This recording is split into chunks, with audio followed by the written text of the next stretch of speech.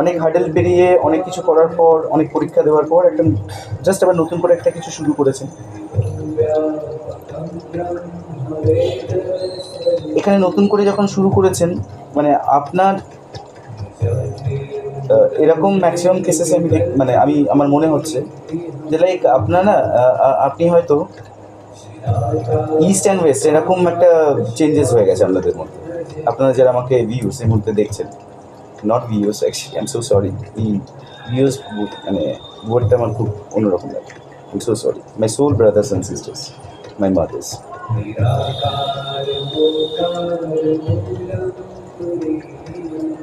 তো বেসিক্যালি একদম নতুন করে শিখছেন এবং নতুন করে ক্রিয়েট করছেন বা কোনো কিছু কাজ করছেন, বাট একদম বেসিক লেভেল থেকে যে কোনোই আপনারা নতুন কিছু শুরু করেছেন বা নতুন জবে জয়েন করেছেন বা নতুন কিছু করবেন এরকম কিছু ভাবছেন, তারা কিন্তু একদম বেসিক লেভেল থেকেই করবেন এটাই প্ল্যানিং করছেন, বা যারা শুরু করেছেন অলরেডি তারা কিন্তু একদম বেসিক থেকে শুরু করেছেন এরকম একটা জব। মানে আপনার হয়তো 7-8 বছরের যে এক্সপিরিয়েন্সটা সেটা এখানে কাজে লাগেনি, হয়তো কারো 1-1.5 বছরের অনেক বেশি পুরনো এক্সপিরিয়েন্স ছিল, সেইটা হয়তো 1-1.5 বছরের সেটা কাজে লেগেছে, যেটা আপনি ভাবতেই পারেননি। এরকম একটা জব জয়েন করেছেন বা এরকম একটা বিজনেস করছেন আপনারা, বা এরকম কিছু করছেন, আর্ন করার একটা জিনিস আপনাদের হাতেই সেটা ডেভেলপড হবে। আপনারা কাজ করতে করতে দেখবেন অটোমেটিকলি কিছু কিছু করে নলেজ আর্ন করছেন, এবং সেটাই কিন্তু আবার বার্ন করতে পারবেন ওই পার্টিকুলার কনসেপ্টের উপর যেটার উপর আপনি ফোকাস করে এগোচ্ছেন।